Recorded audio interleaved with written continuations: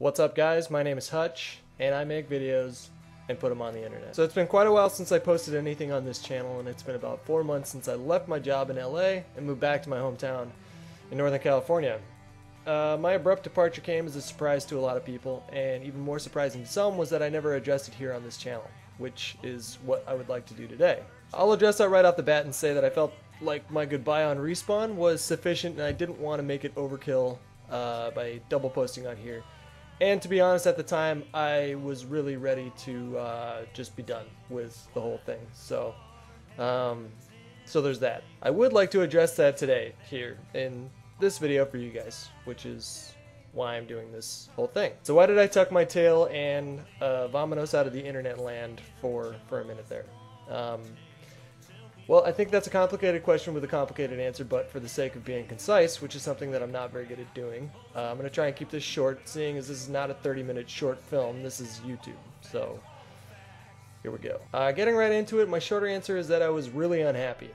And when I say unhappy, I don't mean the normal melancholy that everybody feels from time to time in their life. I mean the sort of unhappy that only comes every once in a while, that affects you so profoundly that it can only be taken as a sign from your subconscious that you need to change something. Now, my first year in LA was very special to me. It would be impossible to put into words just how happy I was, how blessed I felt to be in that position, how optimistic I was about my life in general, and how privileged and honored I felt to be working next to someone as naturally charismatic and intelligent and generous and kind as Mr. Sark.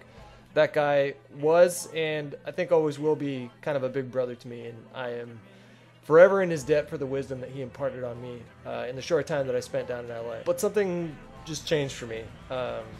During my second year in the games industry and in LA, I began to feel a nagging feeling that something just wasn't right. And this feeling slowly but surely persisted until I could no longer avoid asking myself if I was doing what I wanted to be doing with my life. And I feel like that's a question that we all need to ask ourselves from time to time to really make that honest evaluation.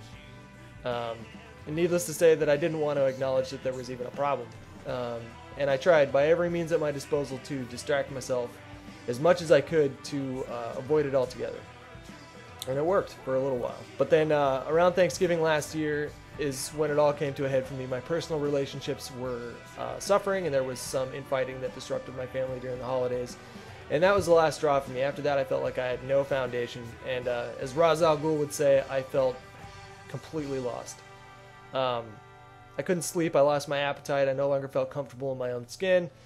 People that I loved no longer provided comfort for me, and I just sort of felt like a stranger to them and myself. And it was a pretty devastating, awful place to be at in my life, and it did not stop. I took a break in February to see if some separation from it all would help, an entire month to myself to do whatever I wanted, and that didn't help either. At this point, one could reasonably categorize what I was experiencing as depression.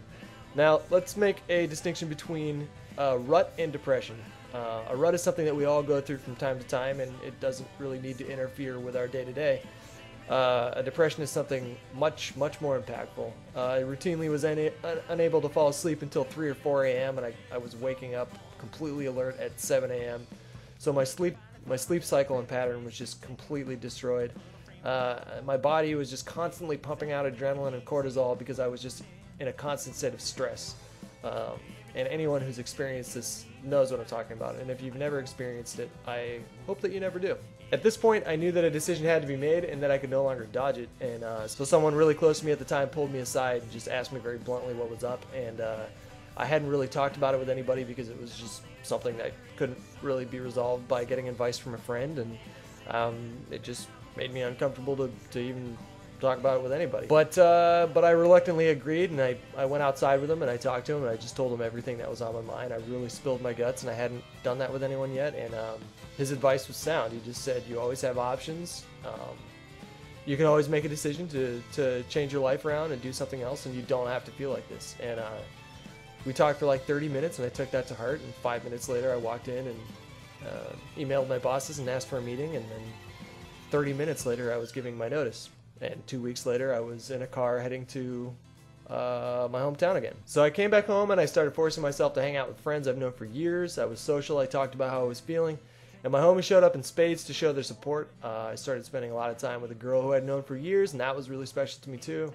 But the first couple months were rough, to put it in simple terms. It was just incredibly difficult to transition from that life to something that was not that life. It's just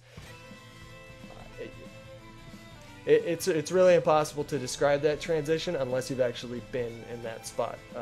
But I knew that was coming, and I just kind of braced myself. So I white knuckled it for like the first couple months. I knew that it was going to be rough, and I just kind of dealt with it, and that was that. But after doing everything that I was being suggested to do, after a couple months, I just started to feel better. Like month 3, I no longer felt completely stressed all the time, and I was able to relax and actually laugh and enjoy my time with my friends, and I just didn't feel depressed anymore.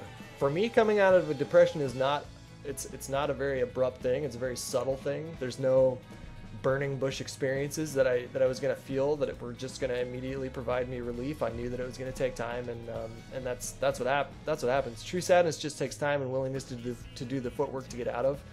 And I did the footwork, and I'm really, really glad I did. Which brings us to now. When I started feeling better, I started having urges to be creative again. And at first I dismissed these because when I thought that I was gone, I really thought that I was gone. Like I didn't want to make videos anymore. I didn't even want to look at Twitter anymore. But I didn't necessarily want to delete those properties because I like to think that I'm open to all possibilities. And so I knew in the back of my mind that it would be a possibility that one day that I would want to do those things again. So like I almost got close to closing my YouTube account, but thank God I didn't, because here I am. Ultimately, I decided that making videos from home, from an environment that I enjoy infinitely more than LA, was something that appealed to me, and I hope it's appealing to you guys too. So I gathered some equipment, I set up all my gizmos, and I started streaming to start it off. And I stream just about every day these days, and the link's in the description for you guys if you're into that sort of thing. But once I figured out that I could have fun with that, just with streaming and just kind of, because that's like low stress, you're just kind of hanging out and playing video games and interacting with the people that follow your channel. But once I figured out that I could have fun with that, I knew that I was like, okay, well now I think I'm open to making videos again. And that's where we're at now. I want to say to you guys that when Goodbye Hutch was trending on Twitter worldwide for 2 days, that affected me very profoundly. I was so grateful to have that support from you guys, and none of you really knew what was going on to me or with me, and I knew that, and what you guys were saying at the time were things that I really needed to hear in that moment, and it brought up a lot of feelings. I felt really sad that I was leaving it all.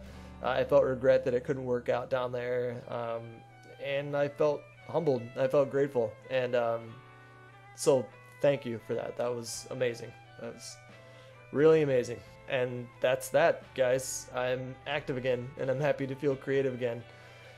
And I hope you guys are happy about it too. I have no idea if that was concise enough, but you know, fuck it. I already said that I was bad at being concise. So with that, I'm gonna end this video. Thanks for watching, and stay tuned.